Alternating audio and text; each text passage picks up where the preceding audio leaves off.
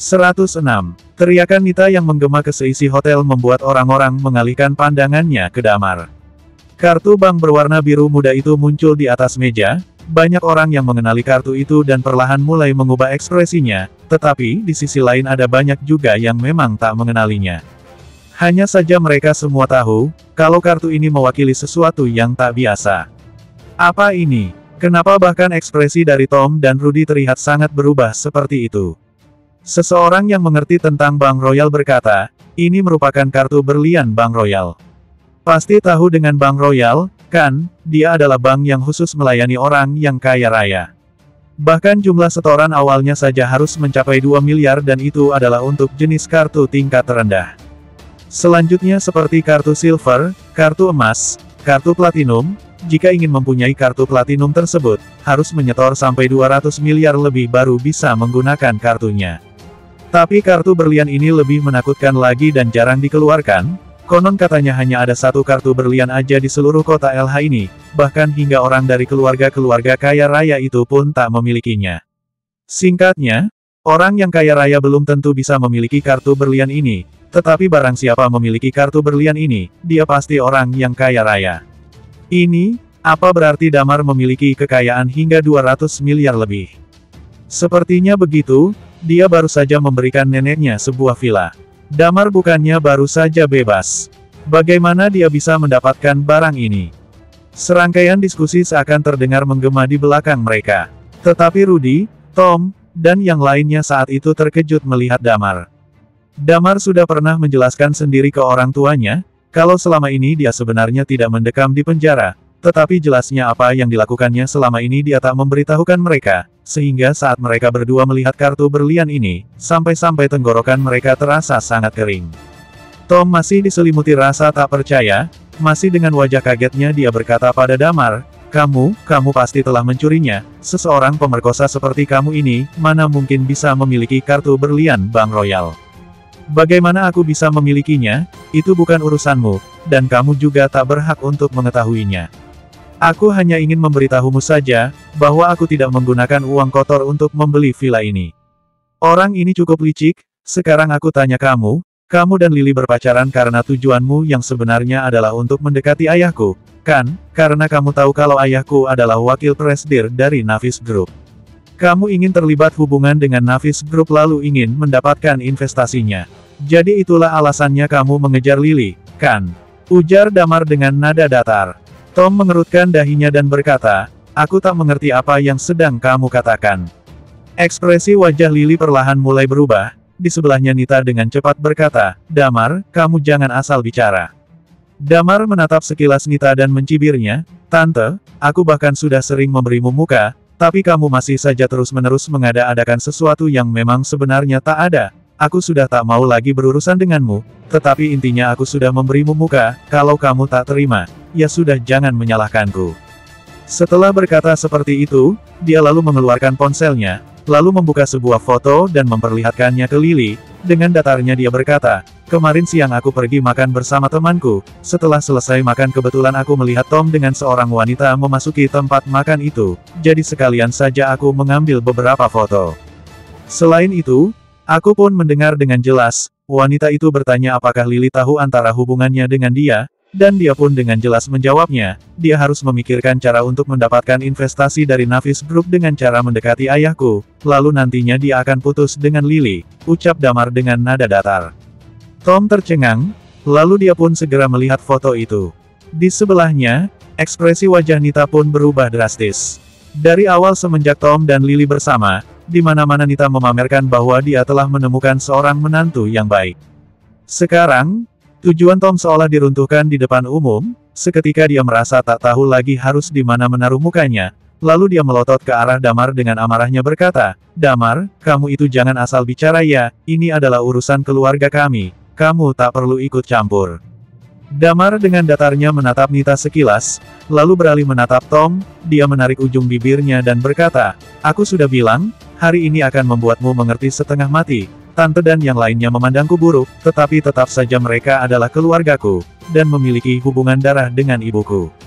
Ini bukan sesuatu yang bisa kamu provokasi, dan kamu juga tak berhak untuk memperdaya ayahku. Lily seketika meneteskan air matanya ketika dia melihat foto itu dan meringkuk di meja. Damar melihatnya sekilas, dalam hatinya berkata, rasa sakit jangka panjang tak seperti rasa sakit yang hanya sesaat. Lalu dia kembali menatap Tom dan berkata, Pak Binar dari Navis Group, memiliki hubungan persahabatan seumur hidup denganku. Apa yang menjadi masalahku dia akan menyanggupinya tanpa syarat, termasuk ayahku yang bekerja di Navis Group. Sebenarnya itu adalah aku yang meminta Pak Binar untuk mengaturnya, jadi jangan harap kamu akan mendapatkan sepeser investasi apapun dari Navis Group.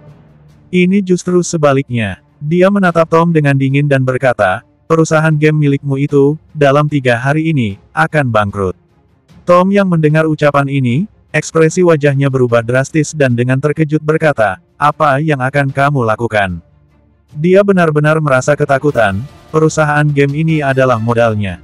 Dia tidak meragukan dengan apa yang telah dikatakan Damar, terlebih dia tak membahas perihal benar atau tidaknya antara hubungan Damar dengan Binar, apalagi kartu berlian dari Bank Royal yang dimiliki Damar yang membuat mudah baginya untuk mempermainkan dan membunuh perusahaan kecil miliknya. Dia dengan segera bangkit dari tempat duduknya lalu kemudian berlutut dan berkata, Damar, aku salah, aku tak seharusnya memanfaatkan keluarga kalian, kumohon tolong bantu aku.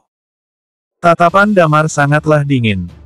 Pada saat itu, Lily yang sedari tadi meringkuk di meja, tiba-tiba mengambil tasnya lalu membantingnya ke arah Tom dan berkata, pergi kamu, pergi. Tom menatap Damar, wajahnya tampak memelas dan memohon, Damar, aku tahu aku salah, perusahaan game ini adalah modalku dan aku benar-benar tak bisa kehilangannya. Dia menyuruhmu pergi, apa kamu tak mengerti ucapannya? Tanya Damar dengan dingin. Di sebelahnya, sebenarnya Kenny dan Keisa ingin berkata sesuatu, tetapi di saat seperti itu, mereka seolah terpaku tak mampu berkata apapun, mereka semua tercengang melihat Damar. Seperti kebanyakan orang yang lainnya, pada saat itu otak mereka terasa tak mampu berpikir. Mereka benar-benar tak menyangka, kalau ternyata masalahnya akan berkembang menjadi seperti ini. Bahkan mereka tak habis pikir, Damar yang katanya mendekam di penjara selama 9 tahun, mengapa bisa sampai memiliki kekuasaan seperti ini? Dan juga bagaimana mungkin bisa memiliki uang sebanyak itu? Kalau kamu masih tak mau pergi, aku yang akan menyingkirkanmu. Ujar Damar. Wajah Tom terlihat sangat putus asa, tetapi di saat seperti itu dia pun tak berani untuk melawan Damar dan akhirnya dia pun pergi meninggalkan tempat itu. Di sisi lain, Nita menatap Damar dengan kesal, bahkan dia seperti merasa tak rela saat melihat Tom pergi. Ya, karena dia merasa bahwa Tom adalah menantu idamannya, bahkan terkadang penglihatan orang-orang itu terlihat sangat pendek. Di saat seperti ini, Rudy yang telah melihat kejadian besar barusan pun akhirnya mulai buka suara, dia melambaikan tangannya sambil berkata, sudahlah, hadirin dipersilakan duduk kembali, makanan akan segera disajikan, Nita, segera bawa Lily ke tempat yang sepi, dan kalian juga ikut pergi untuk menenangkannya. Dia berkata kepada Kenny. Suasana dari kerumunan orang di sana pun perlahan sudah mulai tenang dan kondusif. Rudy kemudian menghela napasnya, dia menatap ke arah Damar dan berkata, Damar, masalah ini sebaiknya bisa kamu bicarakan secara pribadi, jika kamu sekarang mengatakannya dengan watak tantemu yang seperti itu, kurasa dia bisa jadi akan membencimu. Mudita menghela napasnya, sudah bagus bisa mengetahui dengan jelas tabiat Tom dari awal, di mana-mana pun pasti akan berkata hal yang sama. Lalu dia pun mengembalikan kunci yang ada di tangannya pada Damar, tapi Damar, aku masih tak bisa menerima rumah ini, kamu bisa menyimpannya untuk kalonmu saja nanti. Damar lalu menaruh kembali kunci itu ke tangannya dan berkata, Nek, tenang saja, aku sudah punya tempat tinggal, nenek bisa tinggal dengan tenang di sana dan menikmati kebahagiaanmu. Damar, pada saat itu Rudy menarik-narik Damar dan berkata, kamu ikut denganku sebentar, ada suatu hal yang ingin kutanyakan padamu. Damar lalu menenangkan Mudita sejenak, kemudian segera mengikuti Rudy ke tempat yang sepi, dia mengusap-usap hidungnya dan berkata, Ayah, aku tahu apa yang ingin ayah tanyakan padaku, saat sebelum kepulanganku pun aku sudah memberitahu kalian, tapi tak tahu apa kalian percaya atau tidak, aku telah diperlakukan tak adil dan dijebloskan ke dalam penjara. Tetapi setelah itu aku justru malah dibawa pergi dan selama beberapa tahun itu, aku tidak mendekam dalam penjara, hanya saja karena beberapa alasan, aku tak bisa menghubungi kalian. Baiklah, kalau begitu aku juga tak akan banyak tanya lagi padamu.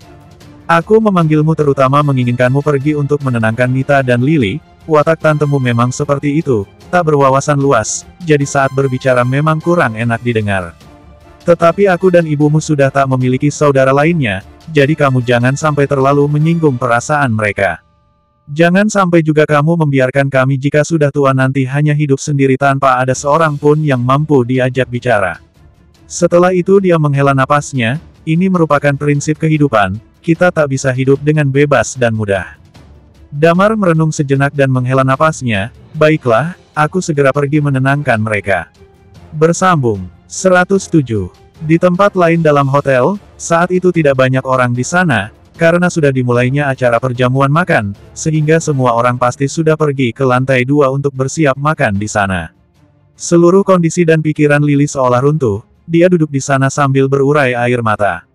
Di sebelahnya, dia ditemani oleh Nita dengan raut wajah yang tak enak dipandang, dia menggertakkan giginya dan berkata, Lily, sudah jangan sedih, atau kamu coba pastikan lagi saja pada Tom, ibu akan coba menghubunginya, sepertinya dia itu sebenarnya orang yang baik. Kalau dia bersedia untuk putus hubungan dengan wanita itu, ibu rasa kalian berdua masih bisa untuk terus bersama. Ibu, kok bisa-bisanya ibu berkata seperti itu, hanya demi uang yang tak seberapa, apa ibu mau mendorongku ke dalam lubang api? Ujar Lily sambil menangis dan menatap ibunya. Keisa dengan cepat berkata, sudah jangan bahas hal ini lagi, hari ini adalah hari perayaan ulang tahun nenek yang ke-80 tahun. Sudah kamu jangan sedih lagi, ini semua gara-gara Damar, masalah seperti ini harusnya bisa dibicarakan secara pribadi, untuk apa dia berbicara di depan umum seperti itu. Kenny juga mencibirnya, iya, hanya karena punya uang dia berlaga seperti jagoan, padahal tak tahu juga dari mana dia bisa mendapatkan uang sebanyak itu. Lily menggertakkan giginya, lalu mendongakkan kepalanya dan menyeka air matanya berata, jangan salahkan masalah ini padanya, dia sebelumnya sudah pernah mengingatkanku bahwa Tom tak pantas untukku. Tom berpacaran denganku hanya untuk mendekati Om saja, dia benar-benar sudah menipuku, apa kalian masih tak mengerti? Setelah kepulangan Damar, ibuku menjadi benar-benar agresif padanya. Aku tak menyalahkannya, tapi aku menyalahkan diriku sendiri yang sudah dibuat buta olehnya. Dari sudut tangga dekat tempat itu, Damar terdiam sejenak lalu mengusap-usap hidungnya dan berkata, dan hatinya merasa sedikit lega. Mereka, saat masih kecil dahulu hubungannya dengan Lily sangatlah baik, sedangkan hubungannya dengan Kenny dan Keisa terbilang biasa saja. Lily dapat memahami tindakannya saja itu sudah cukup baginya. Nita terduduk sambil menghela napasnya, kamu sekarang bekerja di perusahaannya dan sekarang Damar telah jelas menyinggungnya, lalu bagaimana sekarang kamu bisa bertahan di perusahaannya? Aku berhenti saja bekerja di sana, ujar Lily. Damar memang benar-benar pembawa bencana, kepulangannya telah membuat kita semua malu, dan sekarang kamu malah kehilangan pekerjaanmu. Ujar Nita sambil menggertakkan giginya. Lily, coba pikirkan baik-baik, keluarga kita yang seperti ini, bisa mencari orang yang latar belakangnya bagus seperti Tom itu sangatlah susah, kalau dia benar-benar sudah jelas tahu di depan adalah lubang api, tapi masih memaksakan anak perempuannya untuk masuk ke dalamnya. Tante ini benar-benar sosok yang mata duitan, ujar Damar sambil mengusap-usap hidungnya lalu berjalan menghampiri mereka. Dia benar-benar seperti bayangan Amelia di dalam tubuh Nita. Semuanya sama saja mata duitan. Dia sendiri merasa melakukan semua ini adalah demi kebalikan Lily, dia merasa kehilangan menantu idamannya dan mulai memiliki rasa benci pada Damar. Untung saja, Lily dan Sisi memiliki karakter yang berbeda. Di sebelahnya, Kenny mengerutkan dahinya dan berkata, Damar, memang tak ada habisnya setelah beberapa tahun mendekam di penjara, sekarang mentang-mentang sudah punya uang, kamu jadi bisa menuding keluarga seperti itu. Ya, kamu tahu tidak Tom sudah sepakat dengan aku dan juga kakakku, untuk aku bisa pergi bekerja di perusahaan mereka, 1 bulan 24 juta dan sekarang kamu malah mengacaukannya, sehingga kami jadi tak memiliki pekerjaan, ujar Keisa pada Damar. Damar menatap ke arah Kenny dan Keisa, mengusap-usap hidungnya lalu berkata, pantas saja kalian sangat menjilat padanya, ternyata karena ini alasannya. Aku sudah jelas mengatakan, dia melakukan ini semua hanyalah untuk memanfaatkan kalian saja, tujuan dia yang sebenarnya adalah untuk mengambil investasi Navis Group. Kalian sebulan digaji 20-an juta lebih, itu tidak seberapa jika dibandingkan dengan dia yang ingin mengambil investasi Navis Group yang bernilai ratusan miliar lebih. Aku juga sudah bilang, saat dia mendapatkan uang itu, dia akan menghancurkan hubungan kalian, ujar Damar. Huh, itu semua hanya keluar dari mulutmu saja, ujar Kaisa. Damar mengerutkan dahinya sejenak, lalu berjalan ke samping Lily, menatapnya dan berkata, Lily, sudah jangan sedih lagi, kamu tak perlu lagi bekerja di perusahaan Tom, dia sudah berani memanfaatkan ayah dan ibuku, dan aku tak akan membiarkannya hidup dengan aman. Tenang saja, perusahaan miliknya akan segera bangkrut dan dia akan berubah menjadi orang yang miskin dan malang. Lalu Damar berjalan ke hadapannya dan menghela napasnya. Dia lalu mengusap-usap kepala Lily seperti seorang saat masih kecil dahulu. Selanjutnya, kamu bekerja saja di Navis Group, aku akan meminta presidir Navis Group, Pak Binar untuk mengatur pekerjaan untukmu. Semua orang pun tercengang saat mendengarnya. Lily pun mendongakkan kepalanya menatap Damar. Nita lalu bertanya dengan takjub, yang barusan kamu katakan itu benar atau tidak? Benar-benar akan meminta Lily bekerja di Navis Group. Damar menatap Nita sekilas, jika bukan karena ayah ibunya, dia seumur hidup tak akan pernah membiarkan saudara macam ini untuk hadir dalam hidupnya, dia tak memedulikannya, lalu mengeluarkan ponselnya dan segera menelepon Binar. Lalu telepon itu pun tersambung. Halo, Damar, ada apa? Tanya Binar. Sepupuku baru saja kehilangan pekerjaannya, dan besok akan datang ke kantor kalian untuk melamar. Nanti kamu tolong bantu aturkan pekerjaan untuknya, yang agak santai saja dan juga gajinya lebih tinggi, ujar Damar. Binar menganggukkan kepalanya, baiklah, kalau begitu suruh dia langsung menjadi asisten ayahmu saja, lagi pula ayahmu juga tak memegang banyak urusan, lebih santai, urusan gaji tahunannya, sama seperti Eddie, 1 miliar setelah dipotong pajak apa cukup. Mendengar nominal itu, Kenny dan Kaisa yang berada di sebelahnya pun bergeming, dan mereka seketika mundur selangkah menyamping. Mereka baru saja mencibir Damar karena baru saja mereka kehilangan pekerjaan mereka dengan gaji 24 juta per bulannya. Tetapi sekarang, Damar di hadapan mereka memberikan Lily pekerjaan dengan gaji tahunannya mencapai 1 miliar. Damar menganggukkan kepalanya, tak masalah. Oh ya, coba tolong periksa perusahaan game milik Tom, pikirkan cara untuk membuatnya bangkrut. Baiklah, ujar Binar. Setelah menutup teleponnya, Damar tak memedulikan siapapun, lalu dia menundukkan kepalanya menatap Lily. Sekarang sudah percaya, kan, apa perasaanmu sudah mulai membaik? Lily menyaksikan kejadian barusan dengan tatapan yang kosong, lalu dia menatap Damar dan bertanya, kamu, saat kepulanganmu jelas-jelas aku tidak memberikanmu perlakuan yang baik, tetapi mengapa kamu masih mau berbuat baik padaku? Damar tersenyum, intinya karena kamu telah berterima kasih saat kamu tahu aku yang telah mengenalkanmu dengan Rima. Lagi pula, kita sudah tumbuh dewasa bersama sedari kecil, ada beberapa kesalahpahaman, tinggal dibicarakan saja sudah selesai. Lily melipat bibirnya lalu bertanya, jadi, dari awal kamu memang benar-benar difitnah. Damar mengangguk, ya, suatu saat nanti aku akan membuktikannya. Baiklah, kalau perasaanmu sudah baikan, kamu segera naik ke atas, nenek dan yang lainnya sudah menunggu kita. Nita yang berdiri di sebelahnya menjadi merasa sangat canggung. Sekarang, Damar telah memberi putrinya sebuah pekerjaan dan membuatnya menjadi sedikit bingung. Padahal beberapa saat yang lalu dia baru saja mengumpat Damar. Damar tak memedulikan mereka dan membantu Lily menaiki tangga, di belakangnya ada Kenny dan Kaisa yang masih tercengang dan tak berkata apapun. Ya, Damar di hadapan mereka mencarikan Lily sebuah pekerjaan, tetapi dia bahkan sama sekali tak menghiraukan mereka. Mereka sebenarnya sangat ingin Damar memperkenalkan mereka untuk masuk bekerja di sana, tetapi baru saja beberapa detik yang lalu mereka berbicara buruk tentang Damar. Sekarang jika mereka berbicara keinginan mereka itu, mereka tak cukup punya muka yang tebal untuk itu.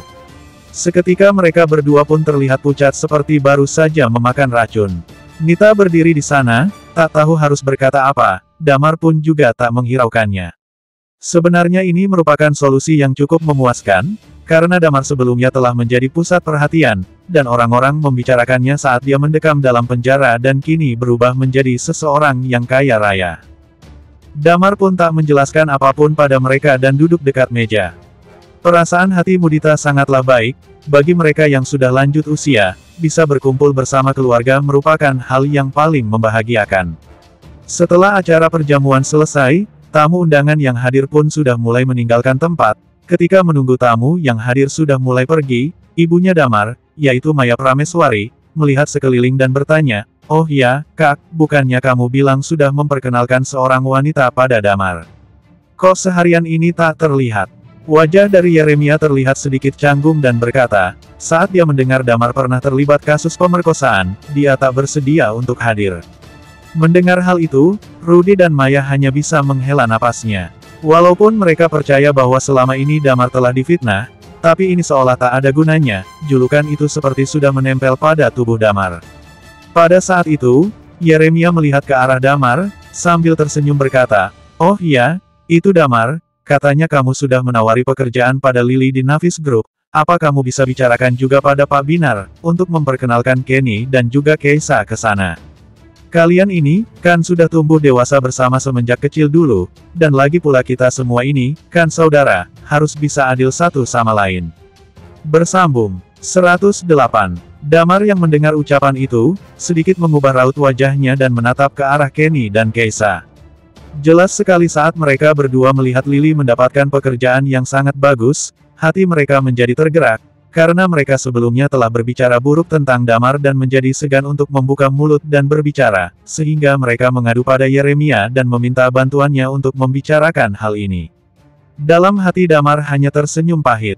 Setelah diperlakukan tak adil dan akhirnya bergabung menjadi Night Watcher saat usianya masih berusia 18 tahun, dia tak pernah khawatir tentang masalah uang sampai kecelakaan yang menimpanya saat 3 tahun yang lalu. Keberhasilan dari setiap tugas yang telah dikerjakannya, dia biasanya akan mendapatkan saham dari beberapa perusahaan, beberapa saham dan pemasukannya ini tersebar di seluruh dunia. Dalam Night Watcher bahkan ada orang khusus yang membantunya dalam mengatur hal itu, hingga Damar sendiri tak tahu sudah berapa banyak kekayaan yang dimilikinya. Tetapi semenjak 3 tahun itu selama dia kehilangan ingatannya, dia benar-benar merasakan betapa kejamnya kehidupan dalam masyarakat ini. Jika kamu mempunyai susu maka menjadi seorang ibu, jika kamu mempunyai uang maka menjadi seorang ayah. Lily memiliki hubungan yang baik di masa lalu, selain itu sikap dia di belakang Damar pun bisa dibilang cukup baik, sehingga Damar mencarikannya pekerjaan pun tidak jadi masalah. Tetapi Kenny dan Keisa, apa yang bisa diandalkan? Sejak kecil mereka jarang sekali mengobrol, hari ini mereka mengapa justru jadi sikut-menyikut. Bahkan sampai akhirnya Tom berhasil dilumpuhkan sekalipun, dia masih saja tak mau mengakui itu. Damar bukanlah sosok yang suci. Kalau bukan karena menjaga perasaan ayah ibunya, dia bahkan rasanya ingin mengatakan pada ayah ibunya untuk tidak bergaul dengan orang seperti Nita. Dia menghela napasnya dan berkata, "Om, bukannya aku tak mau membantu, tetapi aku dengan Pak Binar walaupun memiliki hubungan persahabatan seumur hidup, tetapi itikat seperti ini, bertambah satu jadi berkurang satu. Aku baru saja meneleponnya dan memintanya mengatur pekerjaan untuk Lily, tapi jika sekarang aku menghubunginya lagi, aku rasa sikap seperti itu kurang baik." Wajah Kenny dan Keisa menampakkan sedikit kekecewaan. Tetapi di saat yang bersamaan, perasaan mereka campur aduk antara kecewa dan juga marah. Mungkin dalam hati mereka berpikir, Damar telah membantu Lily tapi tak membantu mereka, pasti karena ada ketersinggungan. Di sebelahnya, Rudy dan Maya saling memandang, terpancar kekhawatiran dari tatapan mereka, khawatir akan kebencian dari hati Yeremia. Yeremia hanya menghela napasnya, "Oh begitu, ya sudah kalau begitu." Sore harinya mereka masih berada di hotel, setelah makan malam, Rudy berkata, "Sekarang sudah bisa santai, bagaimana kalau kita ajak ibu untuk melihat rumah yang diberikan oleh Damar?" Damar menggerakkan bibirnya, dia baru menyadari kalau dirinya benar-benar sudah lupa jalan dan merasa canggung, lalu dia berdeham dan berkata, "Ayah, Ibu, kalian ajak nenek dan paman pergi saja, aku sudah ada janji makan bersama teman, jadi aku akan pergi duluan." Rudy menganggukkan kepalanya, "Baiklah kalau begitu, kamu hati-hati ya." Setelah berpamitan, Damar pun pergi sendiri dengan taksi. Dia tentu saja tak ada janji makan bersama, tetapi dia berencana untuk pergi mengunjungi Pak Hengki, melihat apakah dia bisa mendapatkan keberuntungan. Jika Binar masih tak mampu untuk mengunci posisi Pak Hengki, maka Damar sendiri yang akan menggunakan kekuatan Night Watcher-nya. Setelah Damar pergi, Rudy dan rombongan lainnya pergi. Ada yang mengendarai mobil dan ada yang mencegat taksi untuk pergi menuju Jalan Permata Bunda yang merupakan alamat dari vilanya. Jalan Permata Bunda nomor 69. Saat itu sudah ada belasan orang yang sampai di depan pintu dan mereka semua benar-benar dibuat tercengang. Melihat sebuah villa pribadi di depannya, mereka bahkan seperti tak tahu bagaimana caranya bernapas. Karena sudah tua, Mudita dengan gemetaran mengeluarkan kuncinya, terlihat menelan ludahnya dan berkata, "Rudy, tolong buka pintunya." Rudy lalu segera membuka pintunya. Saat mereka memasuki rumahnya, lampu yang ada dalam ruangan Sektika menyala semua. Saat mereka memasukinya, di lantai pertama terlihat ruang tamu yang sangat luas dengan dekorasi yang sangat mewah. Dekorasi interior dan seluruh perabotan yang ada di dalamnya pun terlihat cukup mewah. Lily dan yang lainnya pun dibuat terkejut, seumur hidup mereka ini adalah kali pertama mereka berkunjung ke sebuah villa. Ini benar-benar sebuah villa yang mewah. Rudy menelan ludahnya, lalu dengan terkejut berkata, "Tempat ini, rumah ini, tak mungkin bisa mengambilnya kalau bukan seharga 200 miliar lebih." Mudita yang mendengar nominal sebanyak itu, dia pun terkejut dan dengan cepat berkata, rumah ini aku tak menginginkannya, terlalu mahal, terlalu mahal." Rudy yang sesaat terkejut itu pun, seketika raut wajahnya berubah tersenyum dan berkata, "Ibu, rumah ini adalah pemberian Damar untukmu, yang penting ibu bisa tinggal dengan nyaman, walaupun tempat ini sangat besar, tapi ibu bisa membawa kakak dan yang lainnya untuk tinggal bersama juga di sini." Mudita terdiam sejenak lalu menganggukkan kepalanya, "Boleh saja, nanti yang lainnya pindah saja ke sini, membuat ramai suasana rumah akan lebih baik." Di sebelahnya, Kenny dan yang lainnya menunjukkan raut wajah bahagia. Sekalinya mereka datang, tak ada ekspresi wajah lain selain terkejut saat melihatnya. Hanya Maya dan Rudy saja yang binar tatap matanya menunjukkan wajah sedikit kekhawatiran. Kali ini Damar benar-benar memberikan mereka kejutan yang sangat besar. Kartu berlian Bank Royal, bahkan bisa membeli sebuah villa semahal ini. Damar selama bertahun-tahun itu tak mendekam dalam penjara, lalu apa yang dia kerjakan? Mengapa bisa memiliki uang sebanyak itu? Damar benar-benar tak tahu kalau Binar telah mempersiapkannya sebuah rumah yang sangat besar, dan justru malah membuat orang tuanya menjadi sedikit khawatir. Saat ini dia menaiki taksi menuju komplek LS tempat kediaman Pak Hengki. Tempat ini adalah area perumahan kota. Saat Damar telah tiba di depan pintu rumah, dia mendengar dengan saksama, sepertinya sedang tidak ada orang di rumah. Tentu saja dia menjadi tak terburu-buru untuk pergi, lagi pula ini masih belum terlalu malam, mungkin saja Pak Hengki belum pulang. Dia berencana untuk pergi ke warnet, tetapi pada saat itu, ponselnya bergetar, lalu dia mengambil ponselnya dan melihatnya sekilas dan ternyata ada pesan dari Clara. Ternyata dia mengirimkan sebuah lokasi. Selain itu, tak ada hal lainnya lagi. Hati Damar menjadi tak tenang, dia tahu sepertinya terjadi sesuatu pada Clara. Lalu dengan cepat dia mencegat sebuah taksi, setelah menaiki taksinya itu, dia melihat sekilas posisi lokasi itu berkata, "Pergi ke Flow Fire Bar." Clara sebelumnya sudah mengingatkan Damar, Diska mungkin akan berbuat sesuatu kepadanya ataupun pada keluarganya. Hanya saja dia tak menyangka kalau ternyata akan secepat ini. Hatinya diselimuti rasa kekhawatiran, dia tak tahu akan ada hal gila apa yang akan dilakukan oleh Diska. Rasa amarahnya berkecamuk di hatinya, lalu tatapannya perlahan berubah menjadi tatapan yang dingin. Untungnya posisinya saat ini tak terlalu jauh dari Flow Fire Bar, dengan cepat dia pun segera sampai di sana. Di depan pintu bar, sudah ada beberapa orang yang berdiri berjaga di sana, termasuk Giri Pangestu yang sebelumnya pernah sekali waktu dihajar oleh Damar. Saat ini wajahnya masih banyak dibalut oleh kain perban, saat melihat Damar, ekspresinya mulai berubah, dan dengan cepat dia berkata, "Pergi panggil Kak Rizky." Seseorang dari mereka dengan cepat berlari memasuki bar, sedangkan Giri bersama yang lainnya menjaga pintu bar. Damar berjalan menuju depan pintu, Giri pun mencibir pada Damar, "Hai bocah, kamu bahkan masih punya nyali untuk datang ke bar kami." Lalu Damar pun mengangkat kepalanya, sepasang tatapan mata tanpa rasa takut dan juga pancaran tatapan yang dingin tertuju ke arah Giri dan Damar pun berkata, "Ada dua hal, pertama, pergi dari hadapanku, kedua, beritahu aku kemana Diska membawa orang itu." Melihat tatapannya itu, tanpa disadari Giri selangkah memundurkan langkahnya. Lalu keringat dingin mulai bercucuran dari keningnya. "Masalah ini bukan urusanmu." Pada saat itu terdengar suara dengan nada yang dingin dari belakang tubuh Giri. Kemudian tubuh besar Rizky mulai muncul dari balik pintu, dia mengerutkan dahinya menatap Damar, "Terakhir aku melihatnya saat bersama Gladys. Aku sama sekali tak menghajarmu, jadi kamu tak usah cari masalah." "Clara adalah sahabat Gladys," ujar Damar. "Aku tahu, tetapi, dia bersama seseorang membuat perhitungan pada keluarga Tandialo. dan keluarga Tandialo akan berurusan dengannya, ujar Rizky sambil mengerutkan dahinya. Jadi kamu menolongnya? Tanya Damar dengan tatapan mematikannya. Rizky mencibir, Damar, kamu tak perlu memberi muka seperti itu, aku sudah bilang, masalah ini kamu tak akan sanggup mengurusinya, cepat pergi sana.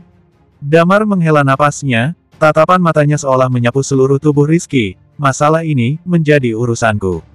Mereka semua tak menyadari, tak jauh dari tempat itu, seorang pria tampan mengenakan sweater sedang berdiri bersandar di balik tembok, sambil menyalakan rokoknya dia menatap ke arah pintu Flow Fire Bar. Oh, sekumpulan orang bodoh. Datang untuk memprovokasiku, aku akan membuat kalian mengerti mengapa bunga itu begitu merah. Dia mengisap rokoknya, lalu menghela napasnya, oh, kesepian seorang master. Ya, dia adalah Wadi. Malam ini dia memiliki tujuan akan kemunculannya di Flow Fire Bar. Ketika kepulan asap rokoknya mulai menghilang, pupil matanya seolah menyusut karena tiba-tiba dia melihat wajah Damar. Astaga, loh, kok ada dia? Dia mengumpatnya, lalu dengan cepat melemparkan rokoknya ke jalan, dia segera mengeluarkan ponselnya dan segera menelepon seseorang. Dengan cepat Wadi berkata, Bos, aku menemukannya, orang itu, dia dikepung oleh seseorang. Tepat di pintu Flow Fire Bar. Apa? Baiklah, aku akan segera ke sana. Terdengar suara dengan nada yang kaget dari dalam telepon itu. Bersambung. 109. Di depan pintu Flow Fire Bar, tatapan Damar perlahan semakin terlihat mencekam. Saat dalam perjalanan ke Flow Fire Bar, dia menelepon sebanyak 2 kali.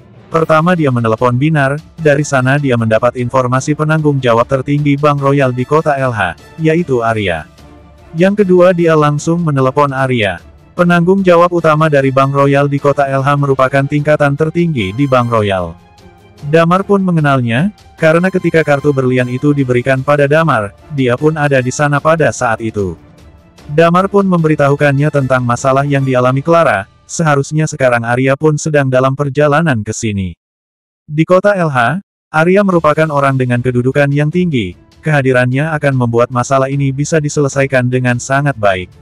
Alasan mengapa dia melakukan ini adalah karena dia sebisa mungkin tidak ingin menunjukkan kekuatan Nick Watcher-nya.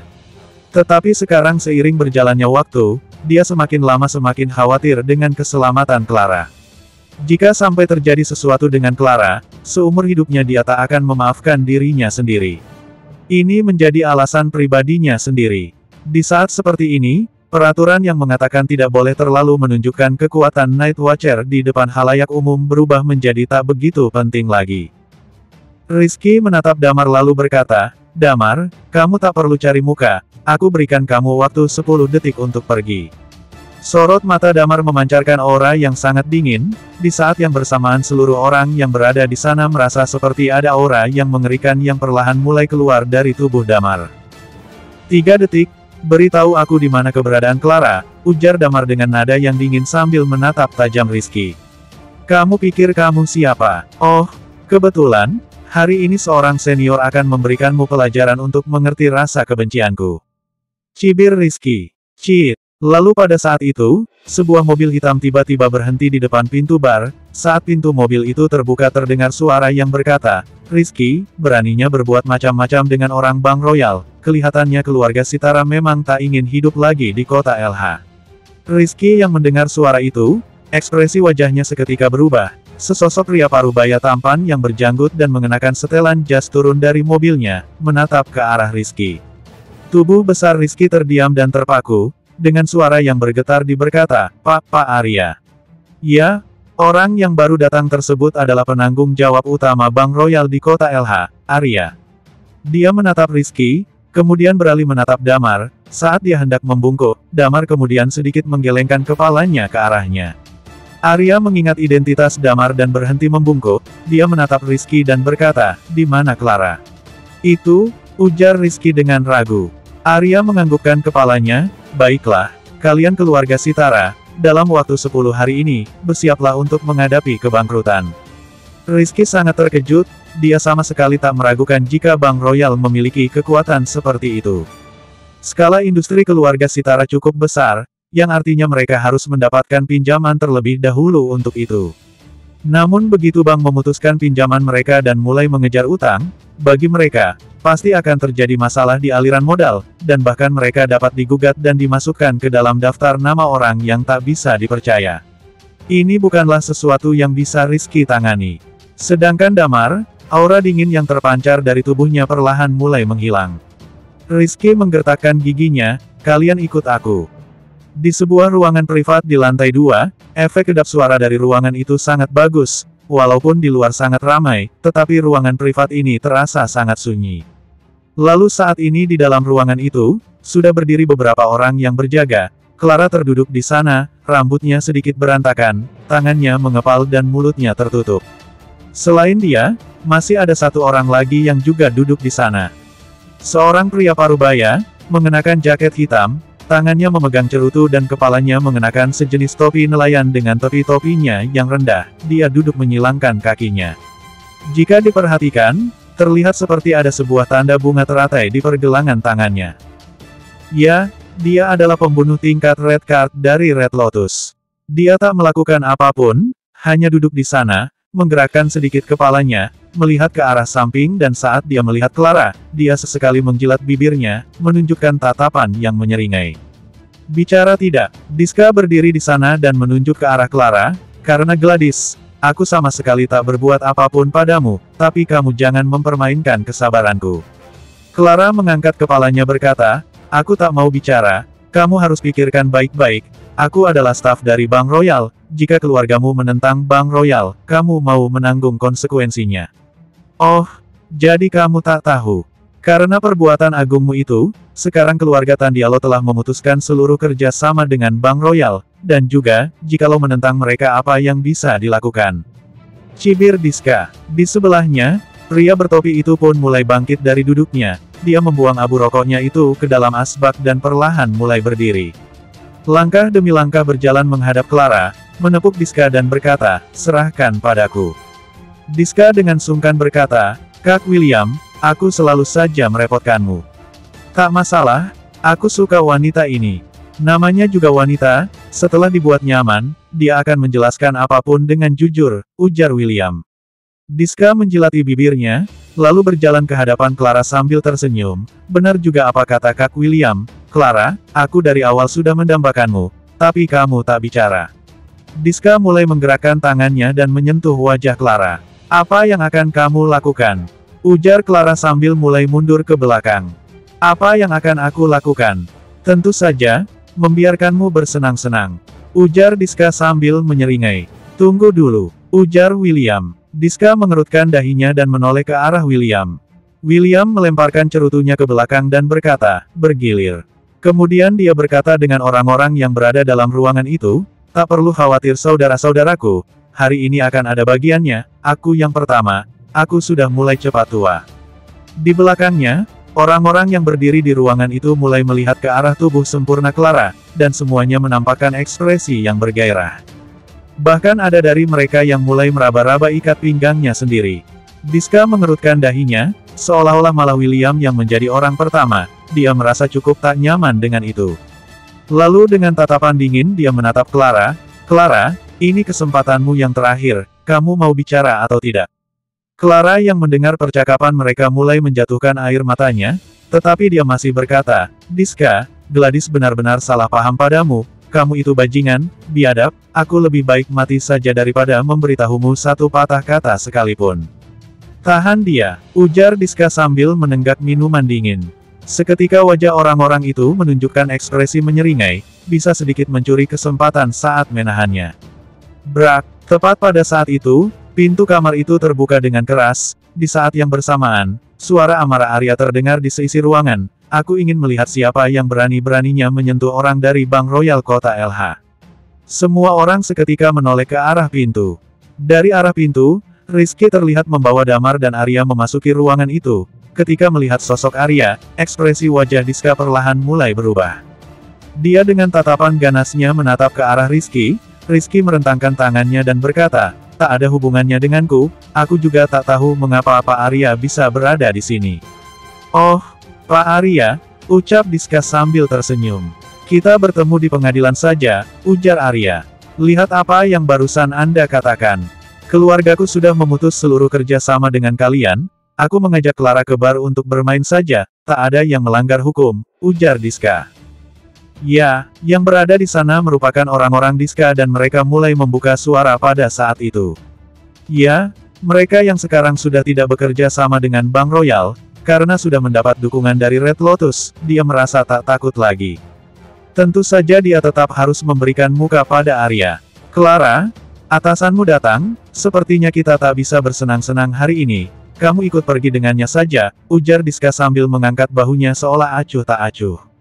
Damar pun berjalan menghampiri Clara. Saat Diska melihat itu, dia segera menahan Damar dengan lengannya dan berkata, bajingan sepertimu ini datang dari mana, apa kamu layak untuk memasuki ruangan ini? Bersambung, 110. Bajingan sepertimu ini datang dari mana, apa kamu layak untuk memasuki ruangan ini? Ujar Diska sambil menahan Damar. Damar menatapnya dingin, berjalan melewati Diska dan berjalan ke arah Clara. Dia segera meraih Clara sambil tersenyum dan mengusap-usap kepalanya. Maaf, aku terlambat. Wah, saat Clara melihat keberadaan Damar, dia merasa seperti seluruh organ dan saraf dalam tubuhnya seolah berhenti sesaat. Dia segera memeluk Damar dan menangis kencang. Mereka ingin memperkosaku. Raut wajah Diska seketika berubah. Dia mengerutkan dahinya. Clara, kamu ini jangan asal bicara. Kita di sini hanya ingin minum bersama dan kamu sendiri yang datang. Mengapa kamu berbicara seolah-olah kami berbuat sesuatu yang membuatmu menyesal? Keluarga Tandialo telah mendidik putranya dengan baik rupanya. Ujar Arya sambil mengangkat kepalanya. Diska, sampai jumpa besok. Diska mengubah ekspresinya. Dia benar-benar tak menyangka jika masalahnya akan berubah jadi seperti ini. Sebenarnya dia dari awal sudah berbuat macam-macam pada Clara, tetapi dia tak menyangka kalau Arya akan datang sendiri mencari Clara. Kedudukan Clara di Bank Royal sebenarnya bukan juga termasuk orang yang penting. Dia mengira jika nanti terjadi sesuatu, akan bisa dibicarakan secara pribadi dan akhirnya akan diselesaikan dengan uang. Tetapi dimulainya kemunculan Arya, demi Clara, dia dengan keluarga Tandialo seperti sedang berada di ujung tanduk. Dia menelan ludahnya, tanpa sadar menoleh ke arah William, seolah berusaha meminta pertolongan. Tetapi William hanya menundukkan kepala sedari tadi dan bahkan tak berbicara sepatah kata pun. Sudah berakhir. Hati Diska merasa tak tenang. Kejadian ini benar-benar di luar dugaannya.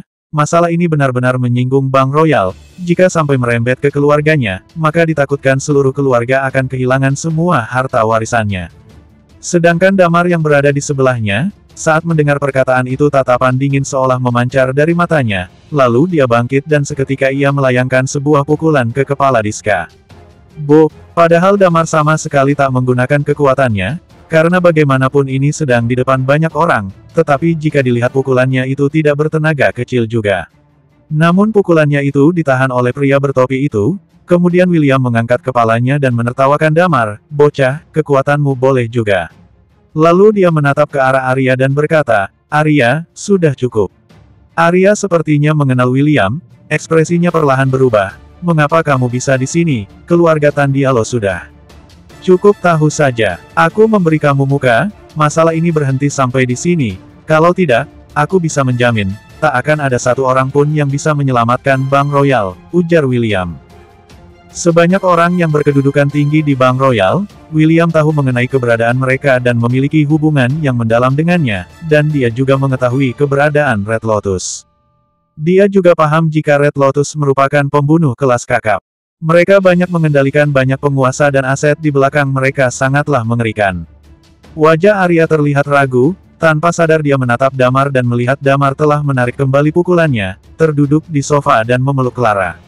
Baiklah, aku juga akan memberikanmu muka, masalah ini berakhir sampai di sini, ujar Arya sambil menghela napasnya. Dia sendiri sedikit tak berani bertaruh untuk itu. Kemisteriusan Bank Royal, tetapi jika dibandingkan dengan kelompok pembunuh seperti Red Lotus, dia tak boleh takut dengan itu. Damar dari awal sampai akhir tak bersuara, dia memeluk Clara dan perlahan berkata, tak apa, aku sekarang akan membawamu pergi. Kali ini, Diska dan Rizky tak lagi menahannya, dia berjalan ke sisi Arya, dan dengan pelan berkata, aku pergi terlebih dulu. Arya menatap dalam-dalam ke arah Diska, lalu dia dan Damar bersama pergi meninggalkan bar itu. Wajah Diska sudah tak karuan, dia masih khawatir jika Arya akan berbalik melawan mereka. Pada saat itu, Diska tak mampu menyelesaikan masalahnya dengan baik, dia justru menambah masalah baru yang serius, keluarganya pasti akan menghukumnya karena hal ini. William yang melihat Diska yang seperti itu, menepuk-nepuk pundaknya dan berkata, tak perlu khawatir, aku sudah bicara, dia tak akan berani bertindak apapun padamu. Terlihat senyum mengejek dari ujung bibirnya.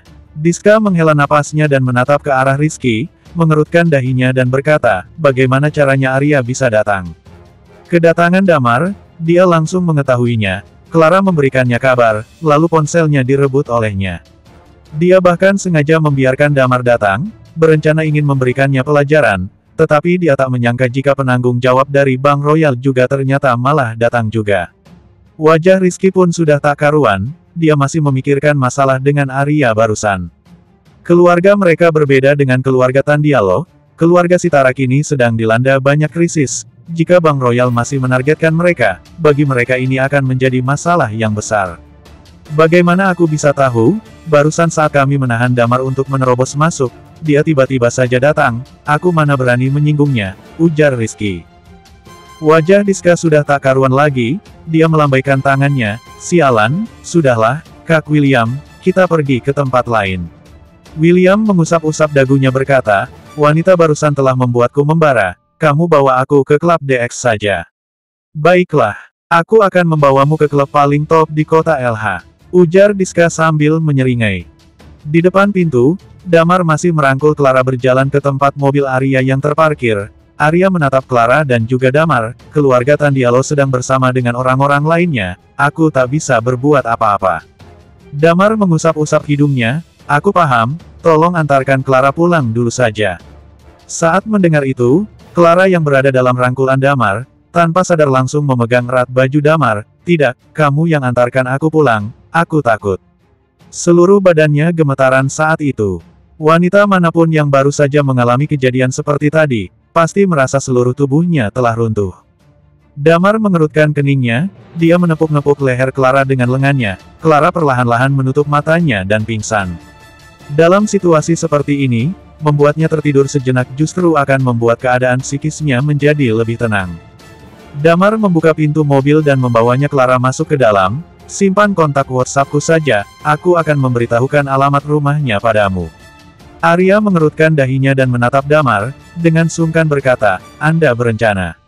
Damar menganggukkan kepalanya, baiklah, kalau begitu kamu hati-hati.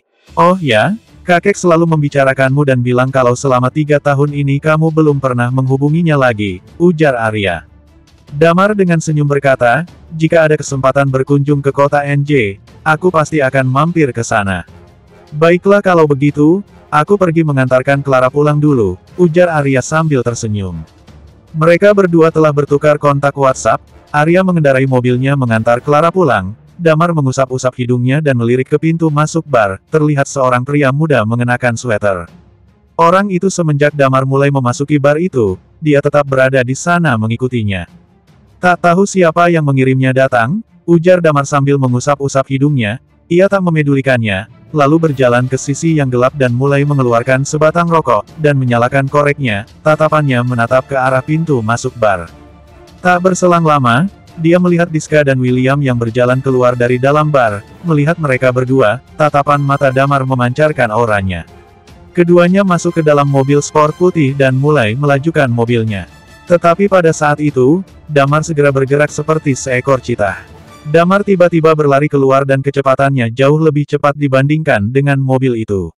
Astaga, cepatnya. Wadi yang sedari tadi mengikuti Damar pun terkejut. Dia dengan cepat mengejar Damar namun dia kehilangan jejak dan tak bisa mengikutinya lagi. Jalanan ini merupakan jalan yang membentang lurus, tak ada persimpangan jalan. Damar menyusuri sepanjang jalan, saat telah sampai ke tempat yang sepi, dia melihat tanda jalan di depannya, lalu dia mengerahkan tenaga di tumpuan kakinya dan mulai melompat dan hinggap di tanda jalan itu. Dari kejauhan mobil sport berwarna putih itu menyalakan lampu sorotnya, kecepatannya tak terlalu tinggi dan melaju dengan santai. Di dalam mobil, Diska masih mengobrol dengan William tentang betapa bagusnya klub malam yang dia rekomendasikan itu. Mereka tak memperhatikan, di tanda jalan yang berada di depan itu, Damar telah berdiri di atas sana, memperhatikan mereka dengan tatapan mautnya. Saat mereka melewati tanda jalan itu, Damar kemudian melompat. Diska kemudian mengerutkan dahinya. Dia melihat, di bagian depan mobilnya seperti ada sesosok bayangan, namun sudah terlambat baginya untuk menginjak rem. Buk! Damar merosot ke arah depan mobil, Damar kemudian mengarahkan pukulan ke kap mobil sport putih itu. Kap mobil itu pun terlihat ringsek dan bagian belakang mobil pun terlihat miring ke atas, dan seluruh badan mobil pun seketika terbalik. Brak! Lalu mobil itu pun menghantam pembatas jalan. Ini dia Night Watcher Zero. Pembunuh di muka bumi yang menakutkan. Kekuatan Dewan Night Watcher. Tatapan mata Damar terlihat sangat dingin, dia melihat ke arah mobil yang menghantam pembatas jalan itu, ia jalan perlahan menghampirinya. Di dalam mobil, baik Diska maupun William, kepalanya telah berlumuran darah dan Diska terlihat tak berkutik sama sekali. Dia membalikkan badannya ke sana, dari kejauhan melihat sepasang kaki yang berjalan ke arahnya. Tolong, tolong. Dia ingin meminta pertolongan, tetapi tak ada yang menolongnya. Damar pun kemudian menendang dahinya dan seketika Diska pun pingsan. Brak! Pada saat itu, pintu mobil yang lain terbuka. William berusaha untuk keluar dari mobil itu, Damar tersenyum sinis, lalu Damar pun menghampirinya dan berjongkok di hadapannya. William mengangkat kepalanya, dia menatap Damar sambil menggertakkan giginya. Ternyata kamu, aku ternyata lengah, tak disangka ternyata kamu adalah petarung tersembunyi. Damar tak mempedulikannya, dia kemudian mengeluarkan pisau belati dari pinggangnya. Keringat dingin pun mulai bercucuran dari dahi William, kamu ingin membunuhku hanya karena wanita biasa itu. Aku merupakan bagian dari Red Lotus, kamu yang memiliki keterampilan seperti itu, pasti tahu tentang Red Lotus. Kamu yakin mau menantang Red Lotus? Red Lotus. Karena satu kalimatku saja, si Lukas Hadrian itu telah bersembunyi di dataran tinggi di seluruh dunia ini selama bertahun-tahun, kamu mau mengancamku dengan menyebut nama Red Lotus. Cibir Damar. Kamu adalah, pupil mata William seolah menyusut. Dengan dinginnya Damar berkata, seperti yang kamu pikirkan, aku adalah Zero. Bersambung.